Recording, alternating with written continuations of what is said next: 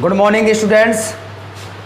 Last की video में हमने सोप साबुन के बारे में पढ़ा था और प्लास्टर ऑफ पेरिस के बारे में भी पढ़ा था। ठीक है ना बच्चों। साबुन जो होते हैं मैंने आपको बताया था दीर्घ हाइड्रोकार्बन श्रृंखला युक्त वसा अम्लों के सोडियम एवं पोटेशियम लवण होते हैं। ठीक है ना, ये मैंने आपको बात वहाँ पे समझाई। ठीक है ना। साबुन जो होते हैं कठोर जल में सफाई का कार्य नहीं करते, खारे जल में सफाई का कार्य नहीं करते, लेकिन मृदु जल में साबुन सफाई का कार्य करते हैं। क्यों? मैंने वो भी आपको वहाँ पे एक्सप्लेन किया, समझाया। ठीक है ना। नाउ वी विल स्टार्ट अपमार्जक डिटर्जेंट। आज हम स्टार्ट करेंगे अपमार्जक। अपमार्जक क्या होते हैं? इंग्लिश में कहते हैं डिटर्जेंट। क्या कहते हैं? डिटर्जेंट। अपमार्जक। अपमार्जक जो होते हैं एक तरह से सफाई का ही कार्य करते हैं, लेकिन ये साबुन से बेहतर होते हैं। कैसे?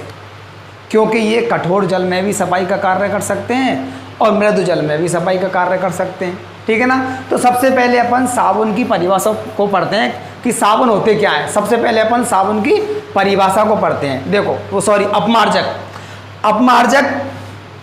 अपमार्जक जो होते हैं वो sodium alkyl sulfonate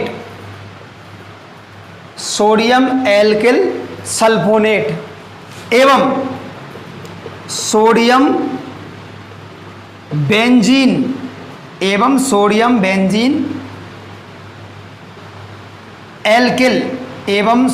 benzene alkyl sulphonate होते हैं। एल्किल सल्फोनेट होते हैं। देखो कैसे। सोडियम एल्किल मैंने क्या बताया था? लंबी कार्बन श्रृंखला को आर से प्रदर्शित करते हैं, कैपिटल आर से। ठीक है ना बच्चों। और कैपिटल आर को अपन कहते हैं एल्किल। क्या कहते हैं? Alkyl R. Sulphonate OSO3। ठीक है ना। SO3 माइनस होता है और Na क्या होता है? प्लस होता है। तो देखो साबुन जो होते हैं सोडियम एल्किल सल्फोनेट, क्या हो गया? सल्फोनेट एवं सोडियम एल्किल बेंजीन सल्फोनेट होते हैं। देखो सोडियम हो गया, एल्किल हो गया, बेंजीन हो गया, इसको क्या कहते हैं? SO4 को क्या कहते हैं? सल्फोनेट। SO3 और एक ऑक्सीजन ये रहा, SO4 बन गया, इसको क्या कहते हैं? सल्फोनेट। तो अपमार्जक जो होते हैं सोडियम एल्किल सल्फोनेट एवं सोडियम बेंजीन एल्किल सल्फोनेट होते हैं। ठीक है ना बच्चों। सोडियम एल्किल सल्फोनेट आप इनको समझ सकते हैं। ठीक है ना। सोडियम ये रहा, एल्किल ये रहा और सल्फोनेट ये रहा। और सोडियम बेंजीन एल्किल सल्फोनेट क्या है? सोडियम ये रहा, एल्किल ये रहा, बेंजीन ये रहा और सल्फोनेट ये रहा। ठीक है ना। ये साबुन होते हैं। दूसरी बात क्या है? ये साबुन से बेहतर होते हैं। क्यों? क्योंकि ये मृदु जल में भी सफाई का कार्य करते हैं और कठोर जल में भी सफाई का कार्य करते हैं। समझ में आ रही बात? नहीं आ रही? मृदु जल में भी सफाई का कार्य करते हैं और कठोर जल में भी सफाई का कार्य करते हैं, इसलिए इनका उपयोग व्यापक रूप से सफाई के लिए किया जाता है। ठीक है ना। तो sodium alkyl sulphonate, sodium benzene alkyl sulphonate जो होते हैं ये अपमार्जक होते हैं। ठीक है ना। ये मृदु जल मतलब मीठा पानी एवं खारे पानी मतलब कठोर जल में दोनों में सफाई का कार्य करते हैं, इसलिए इनका उपयोग व्यापक रूप से सफाई के लिए किया जाता है। ठीक है ना। आगे बात करते हैं अपमार्जक की सफाई क्रियाविधि। अपमार्जक की सफाई क्रियाविधि। देखो अपमार्जक सफाई का कार्य कैसे करते हैं? देखो मृदु जल में तो सफाई का कार्य अपमार्जक करते ही हैं। ठीक है ना। लेकिन कठोर जल में भी सफाई का कार्य करते हैं। कैसे? देखो ध्यान से। आपको पता है कठोर जल में कैल्शियम और मैग्नीशियम आयन उपस्थित होते हैं। ये कैल्शियम मैग्नीशियम आयन जो होते हैं वो अपमार्जकों में से सोडियम लवण को स्थानांतरित कर देते हैं और खुद इनकी जगह पर आ जाते हैं, खुद इनकी जगह पर आ जाते हैं। जैसे देखो ये आ गया, Ca आ गया, ठीक है ना, और यहाँ पे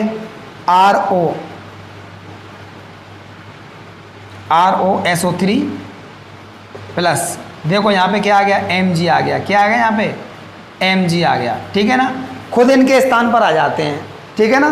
तो सोडियम, तो कैल्शियम एल्किल सल्फोनेट एवं मैग्नीशियम एल्किल सल्फोनेट बनाते हैं, ठीक है ना।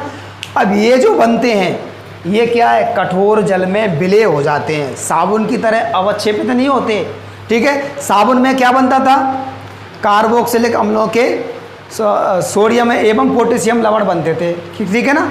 सोडियम एवं वो कैल्शियम एवं मैग्नीशियम लवण बनते थे, क्योंकि वहाँ पे ये साबुन था, साबुन में से क्या हुआ, सोडियम आयन को प्रतिस्थापित कर दिया, Mg ने कर दिया और फिर Ca ने कर दिया, साबुन इनमें सोडियम आयन को प्रतिस्थापित कर दिया। तो यहाँ पे क्या बना, RCO Mg बना और RCOO Ca बना, यहाँ पे यही तो बना था, यही बना था। ये क्या होते हैं, कठोर जल में ये क्या होते हैं, ये जल में अवलेय होते हैं, इसलिए, और ये अवक्षेपित होकर नीचे बैठ जाते हैं, इसलिए साबुन जो होते हैं कठोर जल में सफाई कार्य नहीं करते। मैंने कल इसके बारे में बताया था। लेकिन अपमार्जक कठोर जल में सफाई का कार्य करते हैं, क्योंकि ये जो बनते हैं ना, ये लवण बनते हैं, सोडियम आयन को प्रतिस्थापित कर दिया, कैल्शियम ने कर दिया, मैग्नीशियम ने कर दिया। ये जो लवण बने हैं ये क्या है, जल में विलय हो जाते हैं ये, ठीक है। अब विलय हो जाते हैं और साबुन की तरह ये अवक्षेपित नहीं होते, इसलिए ये कठोर जल में भी सफाई का कार्य कर सकते हैं, ठीक है ना। समझ में आई, बात नहीं आई? तो आप लोग सबसे पहले हेडिंग डालेंगे अपमार्जक और लिखेंगे डिटर्जेंट, इंग्लिश में लिख लेंगे डिटर्जेंट लिख लेंगे, और आप नोट किए रहेंगे, लिखें मेरे साथ साथ आप लोग लिखेंगे, लिखें अपमार्जक, अपमार्जक sodium alkyl sulphonate, sodium alkyl sulphonate, या मतलब ये साबुन का दूसरा प्रकार है, तथा सोडियम बेंजिल या benzene, sodium benzene, sodium benzene alkyl sulphonate, sodium benzene sulphonate, sodium benzene alkyl sulphonate होते हैं, सल्फोनेट होते हैं, ठीक है ना बच्चों। अच्छा, यहाँ पे आपको कोष्टक में लिखना है सोडियम एल्किल सल्फोनेट, इसके बाद में कोष्टक में आपको लिखना है ये वाला ROSO3 plus, sorry SO3 minus Na plus, ठीक है ना, कोष्टक बन, तथा सोडियम बेंजीन एल्किल सल्फोनेट, यहाँ पे आपको लिखना है कोष्टक में RC6H5OSO3 माइनस Na प्लस, ऐसे लिखना है, ठीक है ना आपको, होते हैं, ठीक है ना, होते हैं। आगे लिखना है ये कठोर तथा, ये कठोर तथा मृदु दोनों प्रकार के जल में, दोनों प्रकार के जल में सफाई का कार्य, सफाई का कार्य करते हैं, सफाई का कार्य करते हैं। इसलिए इनका उपयोग, इसलिए इनका उपयोग सफाई के लिए, सफाई के लिए व्यापक रूप से किया जाता है, सफाई के लिए व्यापक रूप से किया जाता है, किया जाता है। घरों में जनरली अपन सर्फ को यूज करते हैं ना, सर्फ पाउडर आता है, डिटर्जेंट पाउडर आता है घरों में, जिसको अपन अपनी भाषा में सर्फ कह देते हैं, ठीक है ना। वो सर्फ नहीं श्याम वाला, ठीक है ना, सर्फ। डिटर्जेंट आता है, जिस घड़ी सर्फ आती है, ये सभी क्या है, फेना सर्फ आती है, एरियल सर्फ आती है, डिटर्जेंट आता है, ये सभी क्या है, अपमार्जक हैं, ठीक है ना। आगे नेक्स्ट हेडिंग आप लोग डालेंगे, नोट करेंगे। नेक्स्ट हेडिंग, अपमार्जक की सफाई क्रियाविधि।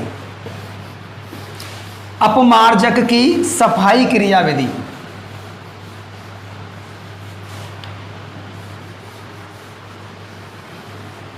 लिखें अपमार्जक की सफाई क्रियाविधि।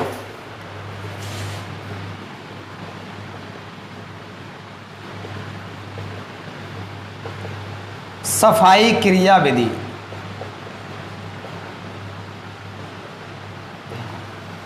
मैंने आपको बताया, लिखें जब जब अपमार्जक को,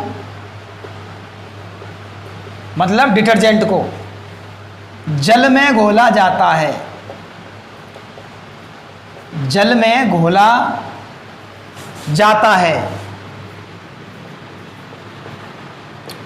तो इनमें उपस्थित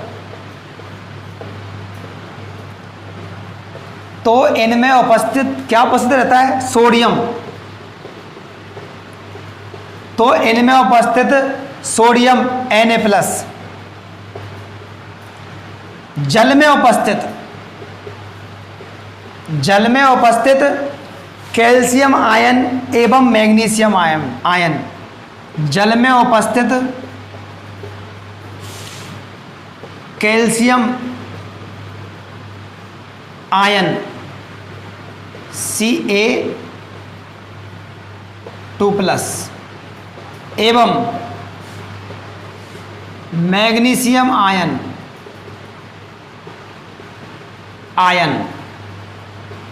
Mg2+।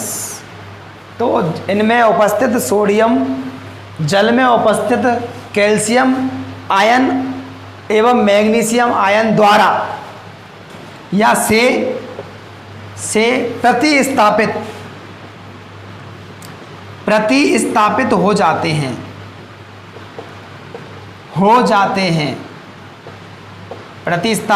जाते हैं। प्रतिस्थापित होने का मतलब है कि जो सोडियम आयन है वो हट गया और सोडियम आयन की जगह पर या तो कैल्शियम आयन आ गया या फिर कौन सा आयन आ गया, मैग्नीशियम आयन आ गया, ठीक है ना। हो जाते हैं तथा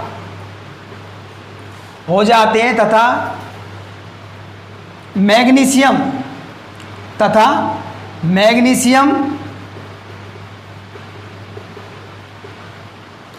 या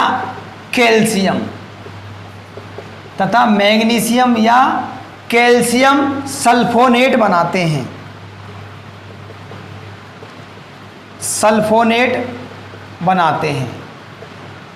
ठीक है ना भाई। सोडियम तो हट गया, मैग्नीशियम आ गया तो मैग्नीशियम सल्फोनेट बनेगा, और सोडियम आ गया तो सोडियम सल्फोनेट, कैल्शियम आ गया तो कैल्शियम सल्फोनेट बनेगा। कैसे देखो,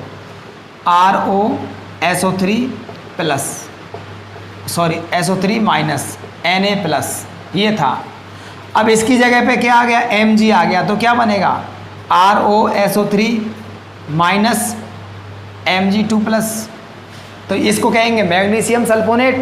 यदि मैग्नीशियम की जगह पे क्या आ गया, Ca आ गया, तो इसको क्या कहेंगे, कैल्शियम सल्फोनेट कहेंगे, ठीक है ना। बनाते हैं। आगे लिखें, जो जल में घुलनशील होते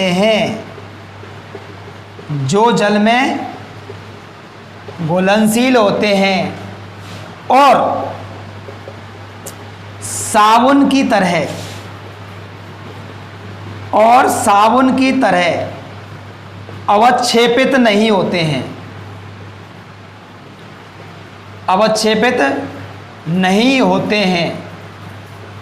और साबुन की तरह अवक्षेपित नहीं होते हैं। जैसे साबुन से मतलब खारे पानी में अगर कपड़े धोंगे तो साबुन क्या है, छिड़छिड़ा सा हो जाएगा, सफ़ेद सा। वो क्या है, साबुन क्या, अपक्षेपित हो गया। लेकिन या फिर डिटर्जेंट अपमार्जक, ये क्या है, अवक्षेपित नहीं होते हैं, ठीक है, क्योंकि पानी में घुलते नहीं है ना, खारे पानी में, ठीक है ना। अतः सफाई की क्रिया आसानी से संपन्न हो जाती है। अतः सफाई की क्रिया आसानी से संपन्न हो जाती है। अतः सफाई की क्रिया आसानी से संपन्न हो जाती है।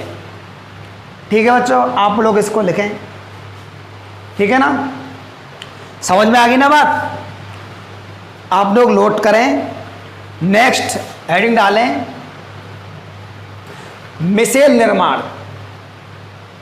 ये तो आपने बात जान ली कि अपमार्जक जो होते हैं अवक्षेपित नहीं होंगे और सफाई का कार्य अच्छी तरह से करेंगे, ठीक है ना।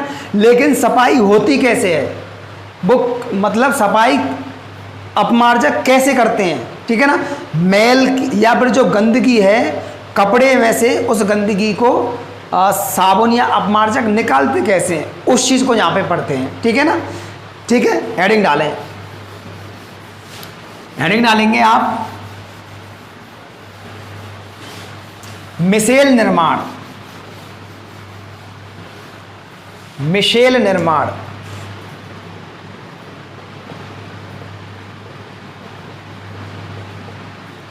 कोष्टक में लिख लेंगे मिसेलाइजेशन। मिसेलाइजेशन, अब मिसेलाइजेशन किसे कहेंगे, मिसेल निर्माण की प्रक्रिया को मिसेलाइजेशन कहेंगे। मिसेल का निर्माण किस प्रकार से हुआ है, उसी प्रक्रिया को अपन क्या कहेंगे, मिसेलाइजेशन प्रक्रिया कहेंगे, ठीक है ना। अब मिसेल का निर्माण कैसे होता है, ठीक है ना। अगर मिसेल का निर्माण हो जाएगा तो गंदगी क्या है, कपड़े से अपने आप ही छूट जाती है और सफाई क्रियाविधि हो जाती है। कैसे, देखो, जैसे ही साबुन को जल में घोला जाता है, साबुन ले लो अपमार्जक ले लो, एक ही बात है, अपन साबुन के बेस पे चल रहे हैं, ठीक है ना, साबुन के आधार पे समझाएंगे। जैसे ही साबुन को जल में घोला जाता है, ये साबुन है, इसको जल में घोल दिया तो साबुन के अणु क्या है, अपघटित हो जाएंगे, मतलब RCOO माइनस और Na+ हमको मिल जाएगा, क्योंकि साबुन में Na+ अलग हो जाएगा और ये अलग हो जाएगा। समझ में आ रही बात, नहीं आ रही।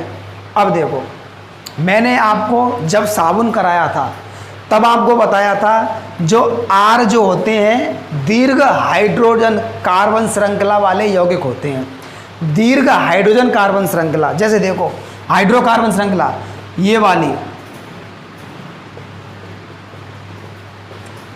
इसको कहते हैं R। ये R जो होता है कार्बन और हाइड्रोजन की लंबी श्रृंखला होती है।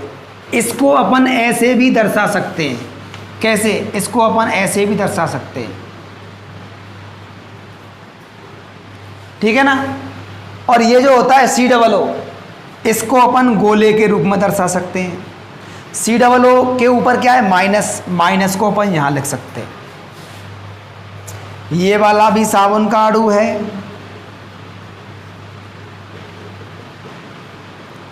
और इसको भी अपन साबुन का अणु कह सकते हैं। क्यों, R जो लंबी कार्बन श्रृंखला होती है इसको हमने ऐसे दर्शा दिया, COO जो होता है इसको गोले के रूप में दर्शा दिया, और माइनस का चिन्ह मैंने अंदर लिख दिया, ठीक है ना। अच्छा, ये सोडियम आयन तो जल में चला जाएगा, सफाई की क्रियाविधि तो इससे होगी, ठीक है ना।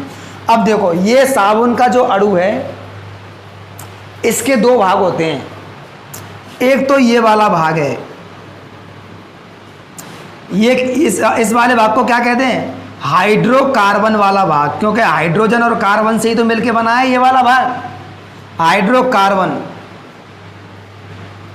हाइड्रोकार्बन श्रृंखला है ये, क्या है, हाइड्रोकार्बन श्रृंखला, हाइड्रोजन और कार्बनों की श्रृंखला है ये, ठीक है ना।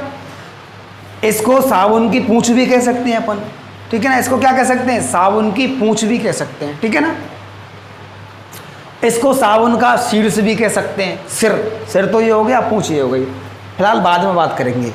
ये वाली क्या है, हाइड्रोकार्बन श्रृंखला है, हाइड्रोजन और कार्बनों की एक लंबी श्रृंखला है, ठीक है ना। ये जल विरोधी होती है, जल विरोधी, कैसी होती है? जल विरोधी। ये जल में घुलती नहीं है, ये जल में घुलती नहीं है, जल का विरोध करती है, जल का विरोध करती है। कैसी होती है? जल विरोधी होती है। अब देखो इस वाले भाग को, इस भाग की बात करें, ये वाला भाग जो होता है ध्रुवीय भाग है। कैसा भाग है ये वाला? ध्रुवीय भाग होता है ये वाला, क्योंकि इसमें माइनस चार्ज पाया जा रहा ना, तो इसमें ध्रुव बन रहा है, ठीक है ना, इसलिए ये वाला भाग है ध्रुवीय भाग। इस वाले भाग को और इस पूंछ वाले भाग को, हाइड्रोकार्बन वाले भाग को अध्रुवीय भाग भी कह सकते हैं। क्या कह सकते हैं? अध्रुवीय भाग या अध्रुवीय सिरा, ठीक है ना। ये वाला भाग कौन सा होता है? ध्रुवीय भाग होता है। ये जल स्नेही होता है। कैसा होता है? जल स्नेही होता है, जल से स्नेह करता है। जल से क्या करता है? स्नेह करता है, अर्थात ये जल में घुल जाएगा। जल से स्नेह करेगा तो जल इसको क्या है? अपने पास बुला लेगा, मतलब जल इसको घोल लेगा, ठीक है ना। जो ये वाला भाग होता है ध्रुवीय भाग होता है, ये कैसा होता है? जल स्नेही होता है। समझ में आ रही बात? नहीं आ रही? ये वाला भाग जल स्नेही होता है। अच्छा, इस वाले भाग को साबुन का शीर्ष भी कहते हैं। क्या कहते हैं? शीर्ष भी कहते हैं। जबकि इस वाले भाग को साबुन की पूंछ भी कहते हैं। क्या कहते हैं? साबुन की इसको पूंछ भी कहते हैं। अर्थात हम ये कह सकते हैं, जब साबुन को जल में घोला जाता है तो साबुन का अणु का क्या है? साबुन का अणु का जल आयनन हो जाता है। साबुन का अणु को जैसे ही जल में घोलेंगे तो साबुन के अणु का आयनन हो जाता है, मतलब टूट जाता है। RCOO माइनस और Na+ में टूट गया, ठीक है ना। इसको इस प्रकार लिख सकते हैं अपन। देखो हमने इस प्रकार इसको लिख दिया, ऐसे टूटा है जल में। अब इसकी बात कर लें, ये साबुन का मुख्य अणु है। इस वाले भाग को हाइड्रोकार्बन श्रृंखला कहते हैं, ऐसे मैंने इसको दर्शा दिया। जल विरोधी होती है, जल में घुलती नहीं है और अध्रुवीय होती है, ठीक है, माइनस+ चार्ज नहीं है इस पर। और ये इसको साबुन की पूंछ भी कहते हैं। क्या कहते हैं? साबुन की इसको पूंछ भी कह सकते हैं। जबकि ये वाला भाग ध्रुवीय भाग होता है, जल स्नेही होता है, जल में घुल सकता है। इसको साबुन का शीर्ष भी कहते हैं, हेड, ठीक है ना। इसको साबुन का शीर्ष भी अपन कहते हैं, ठीक है ना। अब देखो ध्यान से, पहले इसमें थोड़ा सा आप लोग लिखें, ठीक है ना। लिखें मिसेल निर्माण, आप लिखें, इसमें हेडिंग डाल के लिखें, जब साबुन को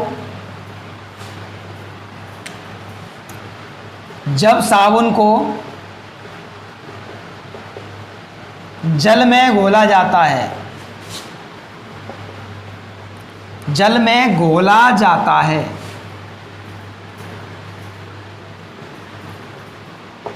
तो साबुन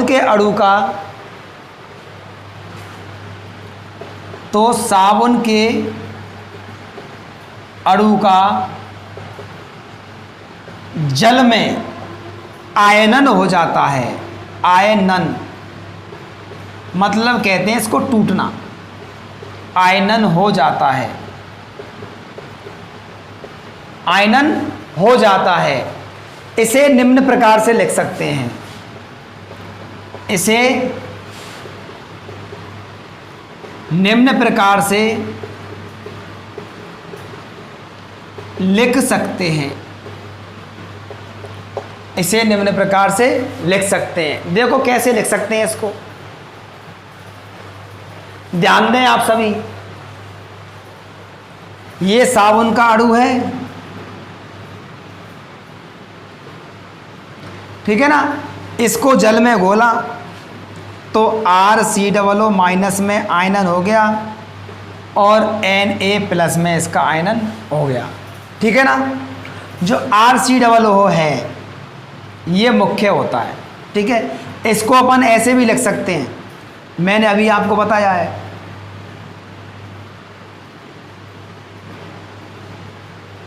ऐसे भी अपन इसको लिख सकते हैं, ठीक है ना। समझ में आ गई ना बात।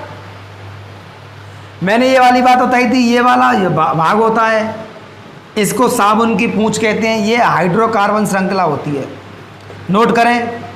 फटाफट नोट करें इसको, ठीक है बच्चों, साथ साथ।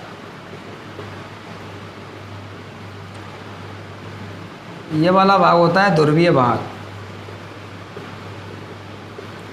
इसको सीड्स, ये क्या होता है, जल स्नेही होता है, जल स्नेही होता है, ठीक है ना। ये वाला भाग जल विरोधी होता है, जल विरोधी होता है, इसे अध्रुवीय भाग भी कहते हैं, ठीक है ना। इसको आप नोट करें, इस चीज़ को आप नोट करें, ठीक है ना। आगे चलते हैं, नोट करें बच्चों, आगे चलेंगे, नोट करें पहले इसको आप लोग। नोट करने के बाद अब देखो, नोट कर लिया, अब देखो ध्यान से। अतः हम ये कह सकते हैं कि साबुन के अणु के दो भाग होते हैं, एक तो हाइड्रोकार्बन श्रृंखला वाला भाग हो गया, एक ध्रुवीय वाला भाग हो गया। हो गया कि नहीं हो गया? लिखो तो इसमें, लिखो अतः साबुन के, इसके नीचे लिखना है, जस्ट इसके नीचे, ठीक है, उतार के लिखो, मेरे पास जगह नहीं है इसलिए ऊपर लिख रहा हूं। अतः साबुन के दो भाग होते हैं, अतः साबुन के दो भाग होते हैं, हाइड्रोकार्बन श्रृंखला, हाइड्रोकार्बन श्रृंखला जिसको R से दर्शाते हैं, एवं ध्रुवीय भाग, एवं ध्रुवीय भाग, ठीक है ना। ये दो भाग होते हैं इसके। आगे लिखें आप लोग, हाइड्रोकार्बन श्रृंखला,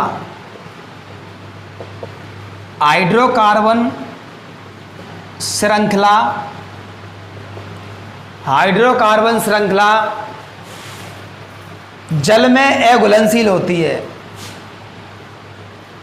जल में अघुलनशील होती है। ध्यान रखना है बच्चों, अघुलनशील होती है। हाइड्रोकार्बन श्रृंखला होती है वो कैसी होती है? जल में अघुलनशील होती है, अर्थात जल विरोधी होती है,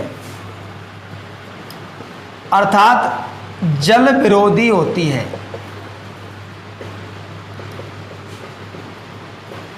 जबकि ध्रुवीय भाग जल में घुलनशील होता है, घुलनशील होता है, अर्थात जल स्नेही होता है, जल से स्नेह करने वाला, अर्थात जल स्नेही होता है। इतनी बात समझ में आई कि नहीं आई? अब देखो, ये दोनों भाग आगे लिखें, ये दोनों भाग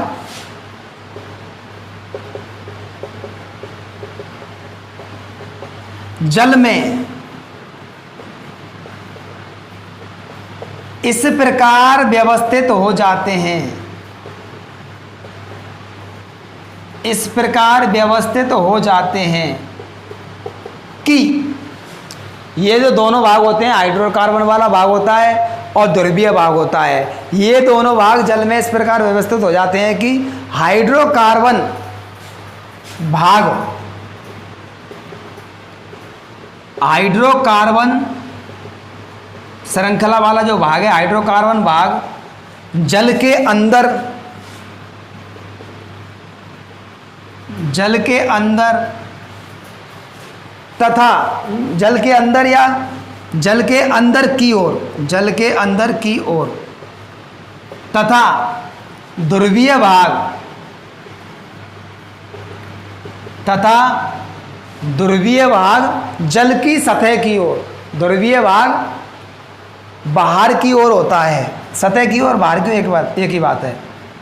बाहर की ओर होता है, ध्रुवीय भाग बाहर की ओर होता है। इसको समझाऊंगा, ठीक है ना, कैसे होता है, ठीक है। जिससे एक गुच्छनुमा या गुच्छेनुमा, जिससे एक गुच्छनुमा संरचना बनती है, गुच्छनुमा संरचना बनती है, जिसे मिसेल कहते हैं।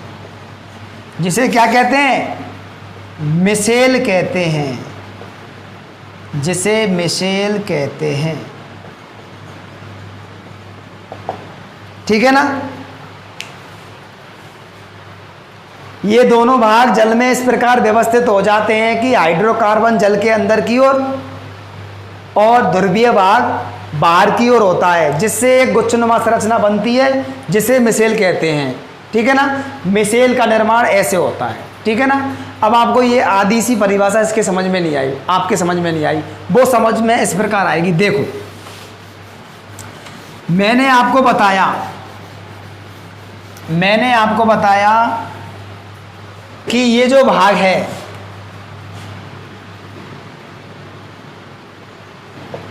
ये वाला जो भाग है हाइड्रोकार्बन वाला भाग है, और ये वाला भाग है ध्रुवीय भाग है, हाइड्रोकार्बन भाग है ये वाला तो, और ये वाला भाग कैसा है? ध्रुवीय है। मैंने आपको ये भी बताया था ये अध्रुवीय होता है। कैसा होता है? अध्रुवीय होता है। बताया कि नहीं बताया? और क्या बताया? जल विरोधी होता है, जल विरोधी होता है। इसके बारे में क्या बताया? जल स्नेही होता है, जल स्नेही होता है। ये वाली बात मैंने अभी आपको बताई थी, ठीक है ना। ठीक है, और अभी मैंने आपको ये भी बताया है जो हाइड्रोकार्बन वाला भाग होता है वो जल में अघुलनशील होता है। कैसा होता है? अघुलनशील होता है। जबकि ये वाला भाग जल में कैसा होता है? घुलनशील होता है। ये वाला भाग जल में कैसा होता है? घुलनशील होता है। क्यों? यहाँ पे प्रश्न खड़ा हो जाता है। एक बात आप जिंदगी भर याद रखना, समान समान को घोलता है। समान जो होता है वो समान को घोलता है, असमान को नहीं, असमान को नहीं। जो समान होता है वो समान को ही घोलता है, असमान को नहीं घोलता है। जैसे जल जो है ध्रुवीय होता है। जल कैसा होता है? ध्रुवीय होता है। जल की प्रकृति कैसी होती है? ध्रुवीय होती है, ठीक है ना। अब साबुन वाला ध्रुवीय वाला भाग कौन सा? ये वाला। ये वाला भी ध्रुवीय है, ये वाला भी ध्रुवीय है। समान समान हो गए तो ये आपस में घुल जाएंगे। इसलिए मैं आपसे कह रहा हूँ कि जो ध्रुवीय भाग होता है वो जल में घुल जाता है, ठीक है ना। जल में कैसा होता है? घुलनशील। हाइड्रोकार्बन वाला भाग जल में घुलनशील क्यों नहीं होता? ये वाला कौन सा भाग है? अध्रुवीय है, और इसको अपन किस में घुल रहे हैं? जल में। जल कैसा होता है? ध्रुवीय है। ये असमान है, यहाँ तो अध्रुवीय है और वहाँ क्या है? ध्रुवीय है। इसलिए ये जल में नहीं घुलेगा। अब जल में नहीं घुलेगा तो क्या होगा? देखिए, जल में नहीं घुलेगा तो क्या होगा? ये हमने क्या ले लिया? एक टब ले लिया। इस टब को हमने पानी से भर दिया और इसमें साबुन को घोल दिया। किसको घोल दिया? साबुन को घोल दिया। आपको ये मालूम है कि साबुन का ये वाला भाग जो होता है वो जल में घुलनशील होता है, ठीक है ना। जो भाग जल में घुलनशील होगा वो बाहर की तरफ जाने की कोशिश करेगा। तो ये वाला भाग है, ये वाला भाग बाहर की तरफ जाने की कोशिश करेगा। जल से, जल के अंदर से, जल के बीच में से बाहर की तरफ जाने का कोशिश करेगा, क्योंकि ये कैसा होता है? घुलनशील होता है। कैसा होता है? घुलनशील होता है। जल से बाहर जाने की कोशिश करेगा, मतलब जल की सतह की तरफ जाने की कोशिश करेगा, जल में ये घुलना चाहेगा। ठीक है ना, ये वाला भाग जल में घुलना चाहेगा, ये वाला भाग जल में घुलना चाहेगा। समझ में आ रही बात, नहीं आ रही? अब जो साबुन के अणु के जो हाइड्रोकार्बन वाला भाग है जो कि अध्रुवीय होता है, ये सभी क्या है? अध्रुवीय भाग हैं। अब ये समान हो गए आपस में, समान समान को बोलता है, तो ये वाले भाग आपस में आकर्षित होते हैं, ये वाले भाग आपस में क्या होते हैं? आकर्षित होते हैं। ठीक है ना, समझ में आ रही बात, नहीं आ रही है? ये अध्रुवीय भाग जो होते हैं आपस में आकर्षित होंगे और इस प्रकार की संरचना बन जाएगी। इस संरचना को कहते हैं मिसेल। क्या कहते हैं संरचना को? मिसेल कहते हैं। ठीक है ना, तो मिसेल की संरचना में साबुन के जो भाग होते हैं वो इस प्रकार व्यवस्थित होते हैं कि हाइड्रोकार्बन वाला भाग अंदर की ओर, जबकि ध्रुवीय भाग बाहर की तरफ, बाहर की ओर होता है। ठीक है, जिससे एक गुच्छनुमा संरचना बनती है। ये गुच्छनुमा संरचना बन रही है, इसी को अपन क्या कहते हैं? मिसेल कहते हैं। अब समझ में आ गई ना? अब भी समझ में नहीं आए तो आप एक बार वीडियो को दोबारा देखना, फिर भी नहीं आए तो कमेंट बॉक्स में कमेंट करके मुझे बताना। ठीक है ना, मैं और समझाऊंगा। ठीक है, अब देखो इस संरचना को लिख लेते हैं, पेपर में आती है। 2021 के लिए 5 स्टार लगा लीजिए, 5 स्टार आप लगा लीजिए, इंपॉर्टेंट क्वेश्चन। ठीक है ना, मिसेल की संरचना आप लोग बनाइए। मिसेल की संरचना कैसे बनाएंगे हम? ऐसे बनाएंगे।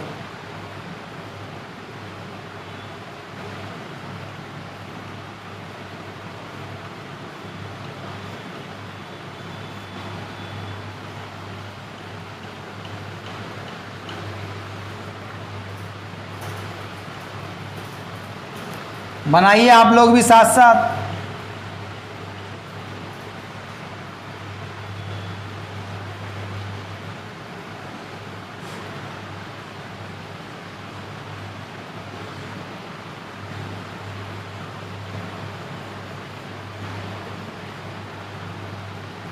ये कोने हमको दर्शाने, ठीक है, जो कॉर्नर है हमको रिप्रेजेंट करने हैं। ठीक है ना, ये मिसेल की संरचना हो गई। ठीक है ना, इस वाले भाग को कहते हैं ध्रुवीय भाग। क्या कहते हैं? ध्रुवीय भाग कहते हैं। ठीक है ना, इस वाले भाग को क्या कहते हैं? अध्रुवीय भाग कह लो या जल विरोधी भाग कह लो, एक ही बात है। जल विरोधी हाइड्रोकार्बन श्रृंखला, जल विरोधी होता है, या कोष्टक में लिख लो आप लोग, हाइड्रोकार्बन श्रृंखला लिख लो कोष्टक में।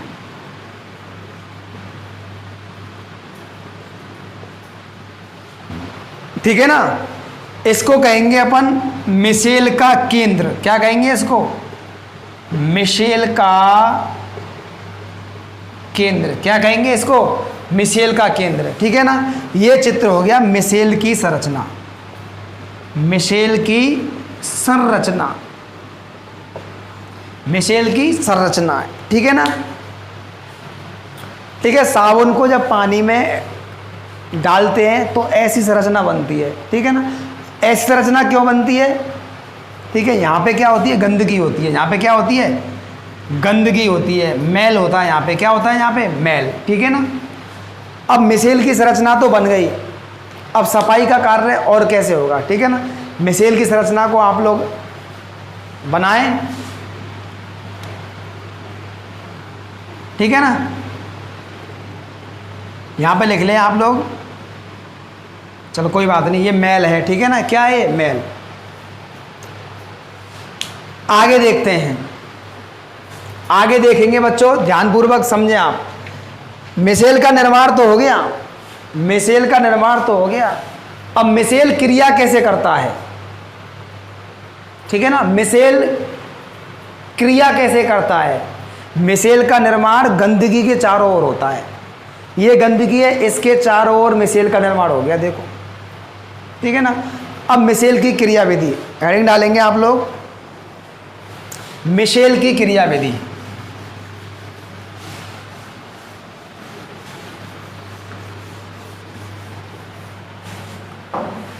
मिशेल की क्रियाविधि।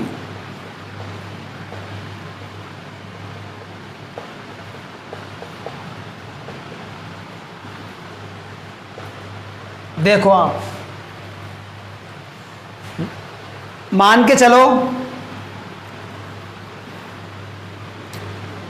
ये कोई पानी का टब है, ठीक है ना बच्चों। इसमें हमने क्या किया है, किसी कपड़े की अपन सफाई कर रहे हैं। वो कपड़ा ये है, वो कपड़ा क्या है, ये वाला कपड़ा है वो। इस कपड़े में मैल जमा हुआ है। क्या जमा हुआ है, मैल जमा हुआ है, ठीक है ना। अब ये कपड़ा यहाँ मान लिया हमने, यहाँ पे मान लिया, इस ये वाला मैल है, क्या ये गंदगी है, क्या ये वाली गंदगी। तो गंदगी है ये वाली। गंदगी के चारों ओर मिशेल का निर्माण हो गया। किसका निर्माण हो गया, मिशेल का निर्माण गंदगी के चारों ओर हो गया। मिशेल का निर्माण गंदगी के चारों ओर हो गया।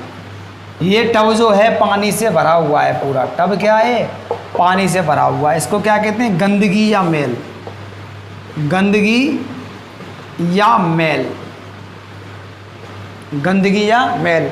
गंदगी होती है अध्रुवीय प्रकृति की होती है। किस प्रकृति की होती है, अध्रुवीय होती है। गंदगी कैसी होती है, अध्रुवीय।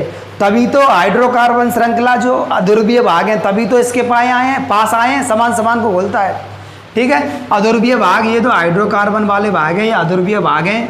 ये गंदगी के पास क्यों आए हैं, क्योंकि ये गंदगी कैसी होती है, अध्रुवीय होती है। कैसी होती है, अध्रुवीय। समान समान को आकर्षित करता है एक तरह से, ठीक है ना। मिशेल का निर्माण हो गया गंदगी के चारों ओर। अब क्या होगा, अब क्या होगा, जल कैसा होता है, ध्रुवीय। जल कैसा होता है बेटा, ध्रुवीय होता है। ये वाला भाग भी कैसा होता है, ध्रुवीय। शीर्ष वाला भाग भी कैसे होता है, ध्रुवीय। अब जल की सतह जो है, यहाँ पे जल के अणु हैं, होने को तो पूरे भी टब में जल के अणु हैं, अपन सतह वाले अणुओं की बात कर रहे हैं। जो हाइड्रोकार्बन वाला, जो सावन के अणु का जो ध्रुवीय भाग होता है, वो ऊपर की तरफ जाता है, बाहर की तरफ जाता है, ठीक है। क्यों जाता है बाहर की तरफ, क्योंकि जल क्या है, ध्रुवीय है, और ये वाला भी क्या है, ध्रुवीय है। ये दोनों समान हो गए, एक दूसरे को आकर्षित करेंगे, एक दूसरे को क्या करेंगे, आकर्षित। तो ये वाला भाग ऊपर की तरफ खींचेगा। अब ये वाला भाग ऊपर की तरफ खींचेगा तो स्वाभाविक सी बात है, ये पूंछ भी ऊपर की तरफ खींचेगी, ठीक है ना। अब पूंछ जब ऊपर की तरफ खींचेगी, ये गंदगी को भी ऊपर की तरफ खींच के ले जाएगी, क्योंकि पूंछ अध्रुवीय होती है, गंदगी भी अध्रुवीय होती है। ये दोनों भी एक दूसरे को आकर्षित करती हैं। तो गंदगी क्या है, गंदगी को ये पूंछ ऊपर की तरफ खींचती है, और कपड़े से गंदगी अपने आप ही छूट जाती है। कपड़े से गंदगी अपने आप ही छूट जाती है।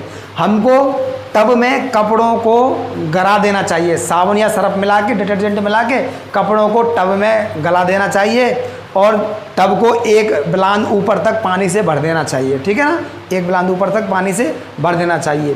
2 घंटे के पश्चात कपड़ों में से मैल अपने आप ही निकल जाएगा, ठीक है ना। रग्गा देने की जरूरत नहीं है, बुर्श से खुरचने की जरूरत नहीं है कपड़ों को, ठीक है ना। मिशेल की क्रियाविधि से अपने आप ही मैल साफ हो जाता है, ठीक है ना। लेकिन ज़बरदस्ती खुरचते हैं, कपड़ों को ख़राब करते हैं, गलत बात, ठीक है ना। तो मिशेल की क्रियाविधि ऐसे होती है, ठीक है ना। तो आप लोग हेडिंग डालें मिशेल की क्रियाविधि, ठीक है ना, और लिखें इसमें, लिखें इसमें अधिकतर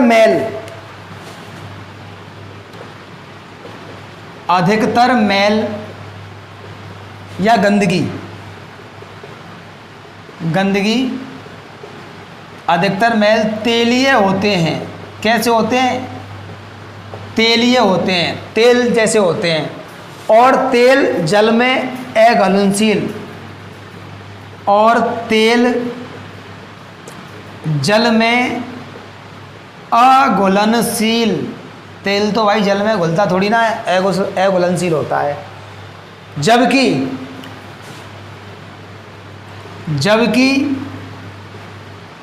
हाइड्रोकार्बन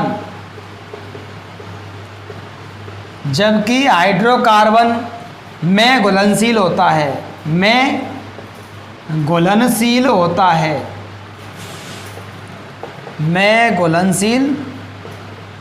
होता है, ठीक है ना। जबकि हाइड्रोकार्बन में कैसा होता है, घुलनशील होता है। क्यों, गंदगी कैसी होती है, अध्रुवीय है। हाइड्रोकार्बन भी कैसा होता है, अध्रुवीय, समान समान को घोलता है। समझ में आ गई बात, नहीं आई? आगे लिखेंगे, जब साबुन के द्वारा सफाई की जाती है, जब साबुन के द्वारा सफाई की जाती है, जब साबुन के द्वारा सफाई की जाती है तो साबुन के अणु मैल या फिर गंदगी के चारों ओर मिशेल का निर्माण करते हैं। किसका निर्माण करते हैं, मिशेल का निर्माण करते हैं। चारों ओर मिशेल का निर्माण करते हैं। इसमें हाइड्रोकार्बन भाग मैल को, इसमें हाइड्रोकार्बन भाग मैल को, मैंने आपको बताया हाइड्रोकार्बन भाग क्या करता है, मैल को खींचता है। क्योंकि ये भी अध्रुवीय है और हाइड्रोकार्बन भी अध्रुवीय है, एक दूसरे से आकर्षित होंगे ना, तो आकर्षण होने के कारण क्या है, खींचेगा। इसमें हाइड्रोकार्बन मैल को चारों तरफ से घेर कर मिशेल का निर्माण करते हैं। आगे लिखें, मैल को आकर्षित करता है। हाइड्रोकार्बन भाग क्या होता है, मैल को आकर्षित करता है, मैल को आकर्षित करता है। ठीक है, साथ साथ ही आप लोग नोट करें, ठीक है ना, आकर्षित करता है। आगे लिखें, जबकि जल स्नेही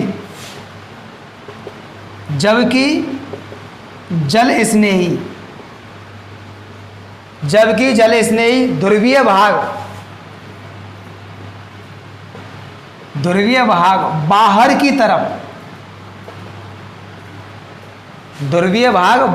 की तरफ निकला रहता है। बाहर की तरफ निकला रहता है। इस प्रकार साबुन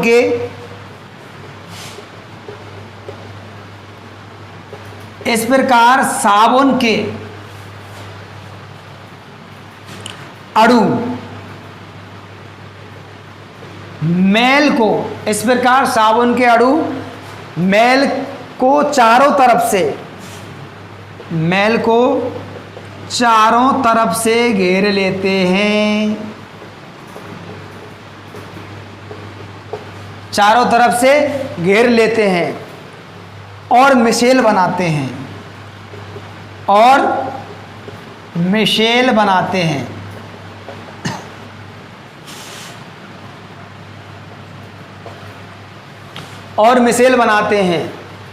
मिशेल लिखें, और मैल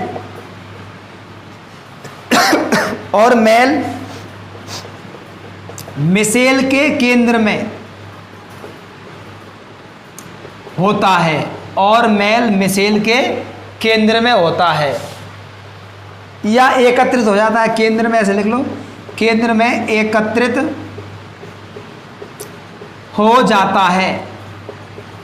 आगे लिखें, मिशेल के बाहरी सिरे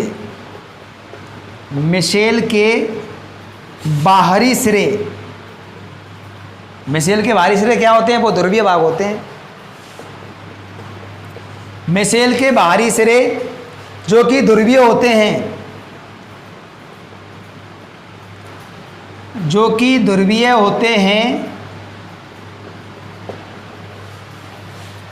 जो जल से आकर्षित होते हैं। ठीक है ना, किससे आकर्षित होते हैं, जल के ऊपर की तरफ जाते हैं, जो जल से आकर्षित होते हैं।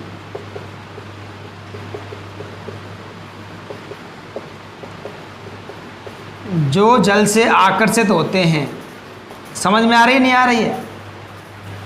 और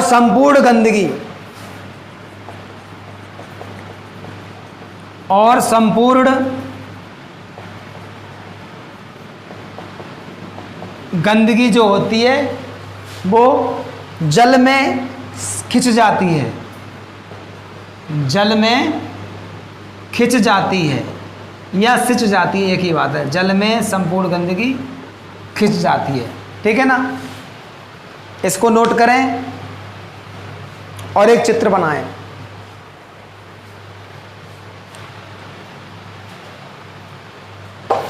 चित्र कैसे बनाना है मैं आपको समझा दूं एक और बार।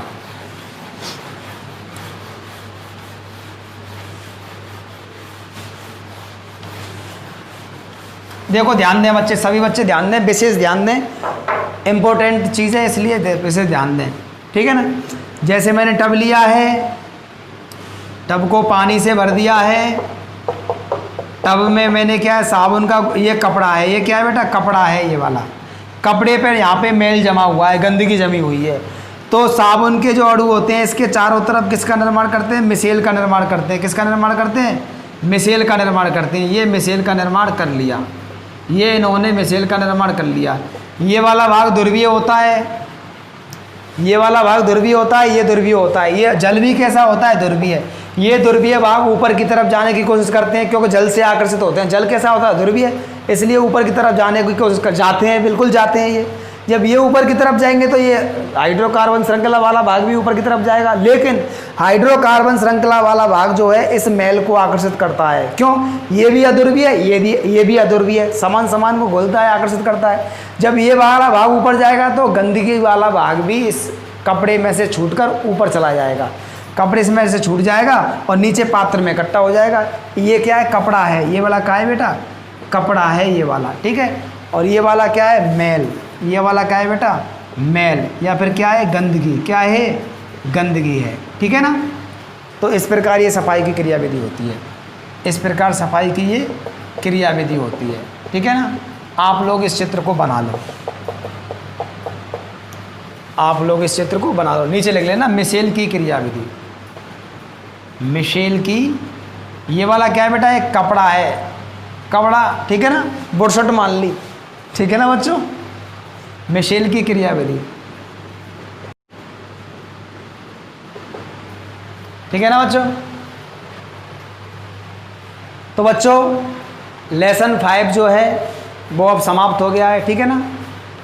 क्वेश्चनों को आप लोग करें, जो बुकलेट के पीछे जो क्वेश्चन दे रखे हैं उनको आप लोग सॉल्व करके देखें। एक भी क्वेश्चन मेरे नोट्सों से बाहर नहीं है, सारे क्वेश्चन सॉल्व हो जाएंगे, ठीक है ना। और बोर्ड एग्जाम में एक भी क्वेश्चन नोट्सों से बाहर नहीं जाएगा, ठीक है ना।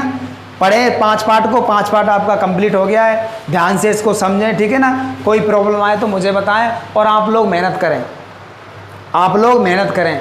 बहुत सारी चीज़ें हैं जो एक बार से समझ में नहीं आती हैं, लेकिन बहुत सारी ऐसी चीज़ें हैं जो एक बार से समझ में आ जाती हैं। जो चीज़ें एक बार से समझ में आ गई उनकी कोई दिक्कत नहीं, लेकिन जो चीज़ें एक बार से समझ में नहीं आती हैं तो उनका क्या करें, अपने माइंड को डिस्टर्ब ना करें, उन चीज़ों को देखते रहें, बार बार उन चीज़ों को देखें, बार बार उन चीज़ों को देखें, अपने आप दिमाग में कंसेप्ट बैठ जाता है और वो चीज़ें समझ में आ जाती हैं, ठीक है ना। और एक दूसरे से डिस्कस करें, डिस्कस करने से वो चीज़ें अच्छी समझ में आती हैं, ठीक है ना। और पढ़ें, ठीक है ना। Thank you.